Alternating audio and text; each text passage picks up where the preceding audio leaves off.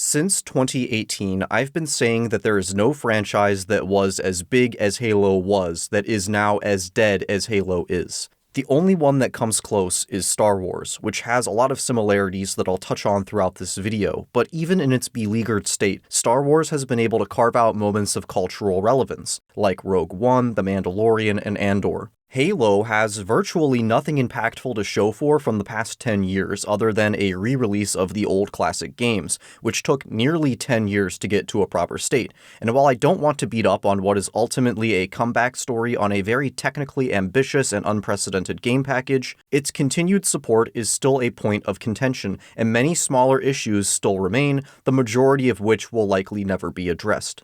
The new entries have failed to leave any lasting impact, with cultural moments being relegated to collective mockeries like Craig the Brute, and the first big live-action project, something that's been gestating since 2005, was a complete and utter failure that served to only further humiliate the Halo name. By the way, speaking of Craig the Brute, I wanted to mention that my sticker store is on the way. It's not quite ready yet, but since one of the stickers is quite topical, I wanted to mention it. The brand is called Digital Ghetto. The website will be shop.digitalghetto.net. You can visit and sign up to be notified when it's live, or follow on Twitter and I'll let you know that way.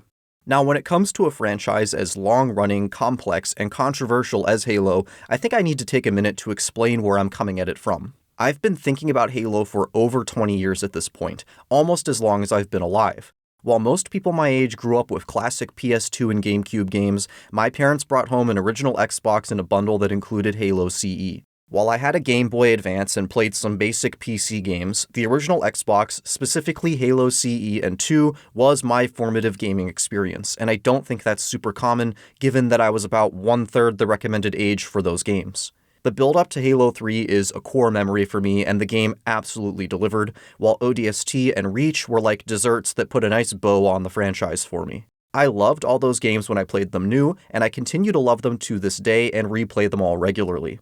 Obviously, I loved the series. It's solely responsible for sending me down the trajectory where I would even make YouTube videos about video games, but at the same time, I have absolutely zero emotional investment in what happens to the franchise these days, because for me, it ended in 2010. Halo 4, while technically impressive, featured a fanfiction-esque campaign, bloated with convoluted extended lore, and an awkward multiplayer that doubled down on the most contentious aspects of Reach. MCC was one of the biggest disasters in gaming, and then Halo 5 came not too long after with the worst campaign in Halo history, a severe lack of content and features, and a multiplayer that, while very fun in my opinion, was desperately chasing the trends of the time. Then, after a lengthy hiatus, came Halo Infinite, which is the perfect encapsulation of everything that's wrong with post-Bungie Halo. Super fixated on superficial iconography and branding, taking fan feedback on the most minute of details so seriously, while simultaneously not learning from past mistakes, all executed in a haphazard, insecure way. It's a very inauthentic experience, feeling more like a Kickstarter fan-made tribute game than a new game with its own voice. I did a comprehensive review of Infinite when it came out. I think it's the best video I've ever made, so go check that out if you haven't seen it. I've completely mentally separated Bungie Halo from 343, which is easy for me to do because there's next to no continuity between the two when it comes to the people behind the wheel and their creative decisions, which is what defines the identity of a creative work, not the brand name on the box. I see a lot of fans that don't share my perspective though and continually get their hopes up and then smashed when Halo doesn't go back to being what it was. The Bungie games are a complete series, there for you to love forever, and when it comes to the nouveau slop, I think people need to get real because it's never going to be 2007 again. So with my personal perspective on the table, I wanted to give less of an objective breakdown and more of a vibe check on what I think might be going on and what the intentions and potential of that could be, contrasted with the reality of where the franchise is at right now and how we've kind of just been here already. In a bit of a surprise announcement, we recently learned that everything in the world of Halo is getting a fresh coat of paint. 343 Industries announced that they are no longer 343 Industries and will become Halo Studios, and future games, plural, are currently in development with Unreal Engine 5, with real-time in-engine clips of Project Foundry, said to be neither a game or tech demo, being shown. Aside from learning that multiple games are in development, none of this is particularly groundbreaking taken at face value. Everything interesting is more implied. First off, Microsoft are not giving up on Halo or even trying to put the franchise on ice for a minute, which is surprising given the current climate of Xbox being what it is, with tons of studios being shut down and people being laid off, and if Tango Gameworks is anything to go by, even success doesn't necessarily keep you off the chopping block. What that says to me is that Microsoft either sees Halo as still being mega important for them, even after over a decade of fumbling, or they feel they have a really strong direction to take the franchise in, or I guess some combination of both. The second is that the recently rumored Halo CE Remake is all but confirmed. I mean, why bother rendering Master Chief in the Mark V CE armor otherwise? He only wore it in that game, and the various biomes also fit the bill for the original Halo ring rather than some sort of prequel or side story. Now, my first reaction when I saw this news was, wow, I can't believe they're doing this so soon, quickly followed by, oh my god, here we go again. Because everything about this, from the messaging to the don't call it a tech demo to the nostalgic reverence for series iconography, so closely mirrors, really one-to-one actually, the Halo Infinite rollout.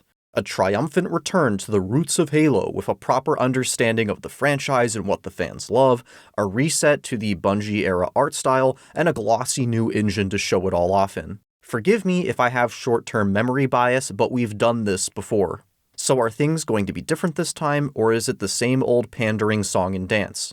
Honestly, I'm getting mixed signals, and it feels like we'll have to wait and see how things pan out. It is well known at this point that 343 cycled through employees frequently and also relied on outside contract workers, such as Saber Interactive for things like H2A, and as a result, they never really developed a culture or style of their own. Additionally, Bonnie Ross stepped away in 2022, and she was in charge from day one of 343, so that in itself is a huge shakeup. At the same time, as I record this, they just dropped an update for Infinite that draws on nostalgic Bungie-era slop for the umpteenth time, with map remakes and expensive cosmetics. In addition to directorial and creative blunders, part of the blame for 343's failings also lies on technical issues. The Slipspace engine, which itself was an evolution of Bungie's ancient Blam engine, is apparently quite problematic. While I'm not a fan of the trend of developers dumping their in-house engines, and I don't think the engine is the sole reason for why Halo has been failing all this time, it certainly has been a sore spot.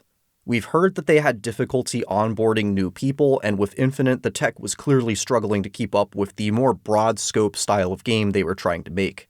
They also said that it will help speed up the development cycle, which has definitely been a problem for the franchise.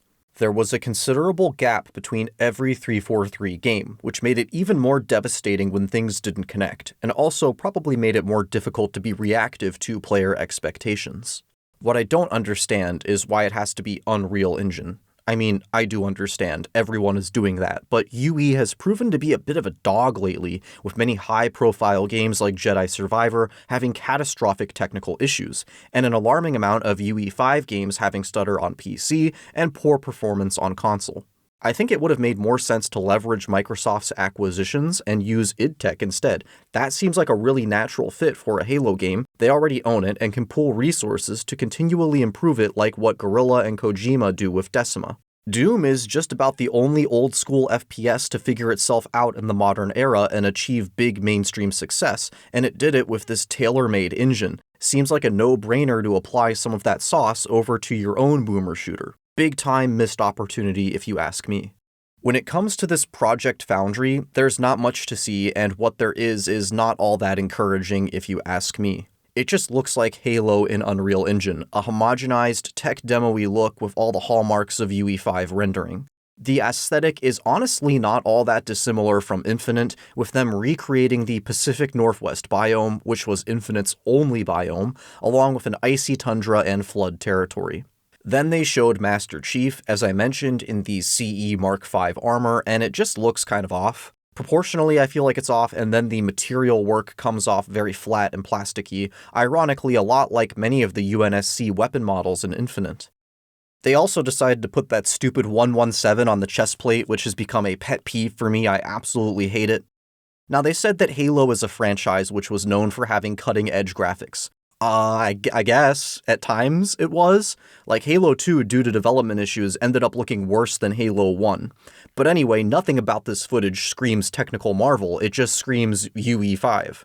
It's cool that the visor finally has real reflections, but there's literally nothing here that we haven't seen before in other UE5 showcases. I completely understand why they would do an exercise like this, but showing it off feels pretty useless and like a bit of a stunt. I don't think there's much more to analyze with this footage or their restructuring, so let's just talk about what I think their strategy might be. While they did say multiple games are in the works, as I mentioned, this new footage combined with the CE Remake rumors makes a strong case for that being the next title. And while many have bemoaned that prospect, I think if executed well and with a master plan, it's not a bad idea at all. It is still crazy to me that the 343 era never yielded a single FPS spin-off game, especially when Bungie themselves successfully did it twice. But with where the franchise is at and this continued mentality that Halo equals Master Chief, completely starting over is pretty much the only direction left to take. It's hard to imagine a spin-off anchoring a new era for the franchise, even if it's good, and something like a more straightforward remake is also a low-stakes environment for them to figure out their new studio identity. Yes, CE already got a remaster, but it sucks so bad that it might as well not exist, and while the original CE is a timeless classic that I think is still endlessly replayable today, it's over 20 years old and the franchise is not appealing to new players. I think a remake is fair game. While 343 clearly had no clue what direction to take the story in from game to game, one thing that is consistent throughout all of them is an over-reliance on extended lore in the mainline entries, making the gaps between them and often the plots themselves borderline incomprehensible for those that only play FPS Halo. While I still disagree with taking Halo into that lore-heavy direction, a lot of the issues with it would be alleviated if that lore was coherently integrated into the games themselves from square one. The biggest similarity between Halo and Star Wars is that each of their respective first entries were scrappy productions that were narratively simple, dealing in broad-stroke concepts rather than universe-building lore, because no one knew that they were kickstarting what would become massive sci-fi franchises. Even Bungie had to retroactively tack on a lot of off-screen lore and story elements to CE's plot to make Halo 2's much more complex narrative and expanded universe work. Remaking everything starting from CE is not only an opportunity for Halo Studios to plant whatever seeds they may want for a complete remake of 4 through 6, but also to tighten up the original story and presentation, which at times was quite messy and meandering from game to game due to the chaotic nature of how they were developed. I know the concept of them blowing up all the 343 era stuff and starting over seems a bit dramatic and unprecedented, but another soft pseudo-reboot to follow up Infinite would be even more wild if you ask me. I think there's a lot of benefits with starting over. It will help newcomers enter this franchise that has become pretty difficult to parse if you didn't follow it from much earlier on, and for old fans, we might get to see a Halo 2 that reintroduces cut elements, or a Halo 3 with better writing, and maybe even some all-new spin-off games that fill in the gaps between entries, like ODST. What I'm far less confident in is the ability to modernize the gameplay in a respectful but interesting way, especially in light of Unreal Engine. I replayed all of the original Halo games a few months ago, as I typically do every 6 to 12 months, and I realized that CE is my favorite of the series, because its gameplay is just perfect. It's endlessly entertaining because it's so mechanically satisfying. So what do you do with that? Because it's perfect, but it's also a boomer shooter from 2001. And this is the thing, figuring out how to evolve Halo's gameplay has been the big issue the entire time. Every edition invites a fresh round of controversy, from enhanced mobility to ADS. Some would even say that Bungie themselves went too far with Halo Reach's armor abilities. Halo's gameplay is renowned because of its elegant simplicity, and the issue is that when your claim to fame is being simple, what direction can you go in to keep it fresh? I mean, Sprint, a no-brainer expected feature in every other video game, is like the debate of the century with Halo. Halo is caught between two distinct eras, the world of old-school boomer shooters where things are simple and plot is not very deep, and the high production value cinematic games of the modern era that push presentation and tell a story on par with traditional media. Ironically, it's part of the burden of being so influential. Halo was a key influence in making that transition happen. So I really don't know what direction the gameplay could be taken in for CE Remake or even the franchise in general, let alone what would be a good direction. The only real prerequisite for Halo gameplay is a very mechanically tight core gameplay feel, something that even Infinite had in spite of its dogshit sandbox. It's just about the only thing that survived in the 343 era due to the old tech, and they run the risk of losing it entirely with the shift to Unreal Engine. The one big hope I do have with CE Remake is that it's a fully featured package. With 5 and Infinite, 343 launched very feature-incomplete games, with Reach still being the most robust package we've ever seen. It's just a general trend in the industry. All new shooters will drop the campaign and be multiplayer only, while the remake or remaster of an old game will include only the single player. If these guys are so serious about the heritage of the Halo series, let's respect the now antiquated concept of a complete suite. To me, that was an integral part of Halo. Halo CE has the weakest multiplayer of the Bungie games, and it also predated Xbox Live, so it never really spent that much time in the limelight. The remake would be the perfect opportunity to rectify that, and there's a lot of room for a reinterpretation. Likewise, gameplay structure and level design has a lot of room for improvement, specifically in the second half of the game, which we all know features tons of backtracking.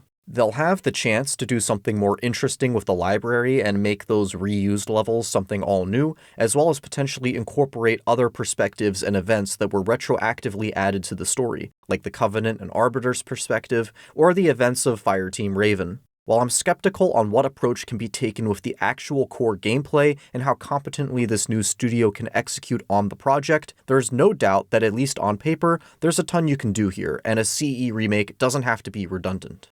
Seeing as they're openly working on multiple games simultaneously, I think it's also worth discussing what should happen other than remakes. As I mentioned, spin-off games to fill in the gaps seems like a great idea, either stuff that's set during the original trilogy era, or even prequels going back to Contact Harvest. But when it comes to continuing the timeline past Halo 3, they need to dramatically rethink their strategy. Both Halo and Star Wars failed with their sequel trilogies because both stories were so stuck in the past, retreading just about everything whilst simultaneously taking the wind out of the original works that they were so desperate to emulate. Halo 2 gave us the perspective of the Covenant, a bold, surprising, and at the time controversial decision that was then paid off in Halo 3 with the human-Sangheili alliance. Playing Halo 3, you get these tense but inspiring scenes where one side has brutalized the other in service of a lie, while the other is forced to suddenly drop all the built-up animosity and attempt to salvage a losing fight in the last minute, as they slowly achieve a sense of camaraderie by the end. To me, it's one of the most unique and compelling plot elements in any sci-fi franchise. Then you play Halo 4 and you're blasting elites in the face right after you wake up. Yeah, I know it's a splinter faction or remnants or whatever, but you really have to get in the weeds to explain something that jarring, and getting in the weeds is never something that Bungie Halo did, even at its most complex in Reach and 2. It always dealt in broad strokes like a mythological story. Then there's the issue of Master Chief being seen as the identity of Halo. That's just not the case. His story, along with all the Covenant and Flood stuff, was definitely finished in Halo 3. I remember when I was a kid, I was so 100% sure Halo 4 would never be a thing because of how confidently the back of the Halo 3 box said that it was the end. And then when Halo 4 came around, it just felt inauthentic to me on day one, partially due to that. Before they left, Bungie did a very good job of proving that you can have Halo without Master Chief. And with every game and piece of marketing, it felt like 343 and Microsoft were trying to get blood from a stone with this character in a really desperate, unsightly kind of way. And this new era of Halo Studios is worryingly being ushered in with that kind of energy. While he has voice lines and characterization, a character like Master Chief is far more analogous to an empty husk like the Doom guy than he is to, say, Kratos, without whom I don't think a God of War game could be made. With characters like Kratos or Nathan Drake, we're following them on their journey that they have the agency in, and while it's an interactive experience, the player's role is to be more of an observer. With Master Chief, as well as the Rookie and Noble Six, the character is being sent on a journey and we're inhabiting them. As much as 343 tried and tried again to do the emotional, introspective deconstruction thing, it can never really work when the character you're trying to do it with is so video gamey. I'm not sure why they insist on limiting themselves so much with what is beginning to feel like someone's fetish, because to realize that your big franchise is more than one character should actually be creatively liberating. Halo was never meant to be what it turned into. It had a lot of heart to it, it wasn't trying to be an all-encompassing franchise, and then 343 and Microsoft just tried to force it into being a pop culture fixture, going super deep on supplemental materials, and it was firmly rejected by culture at large. It's the one lesson that they just never seem to learn. They need to be less fixated on making the next big thing, the grand return of Halo, or perceiving Halo as this juggernaut franchise that it just hasn't been for over a decade. Which leads me to my final talking point. Everyone, including Halo Studios, needs to accept that the glory days of Halo are not only long gone, but that it's highly unlikely the franchise will ever return to those heights. What made Halo a phenomenon was not the brand, the lore, or the Master Chief, but a certain group of people at a certain point in time with fresh ideas and a raw chaotic energy that was just controlled enough to get a functioning game out the door. It's the same way that Star Wars is never going to have an Empire Strikes Back moment again, or Apple and iPhone or iPod moment. These are mature, established things that are now very corporate in nature, and if you want that original, raw, exciting energy back, you're going to have to find something that's actually new to get excited about, because it's unlikely to happen under those circumstances. Is that a pessimistic take? I guess, but it's also realistic, and I think it should be liberating for this new chapter of Halo. These guys need to be relieved from this persistent burden they've had of trying to compete with COD and Fortnite or trying to make Halo a Star Wars level brand. Let Halo be its own thing and focus on being good, even if that means a smaller, less impactful game. Halo Studios' closest analog is the Coalition, another corporate Microsoft studio who exist solely to carry on a legacy franchise. And while Gears has also not been, and probably never will, hit the same way the original 360 trilogy did, their games are inarguably solid and well made. While I wasn't impressed by the Project Foundry footage, and I'm still not certain they've fully overcome the analysis paralysis that defined Halo Infinite's creative decisions, or really lack thereof, there's at least now a potential pathway for them to begin to repair the franchise and be more like the Coalition and less like Lucasfilm. I wouldn't recommend getting too excited about it, and I definitely wouldn't bet any money on it. But I can't lie, I am interested to see how it goes, even if it's the train continuing to fall off the tracks and then down the mountain.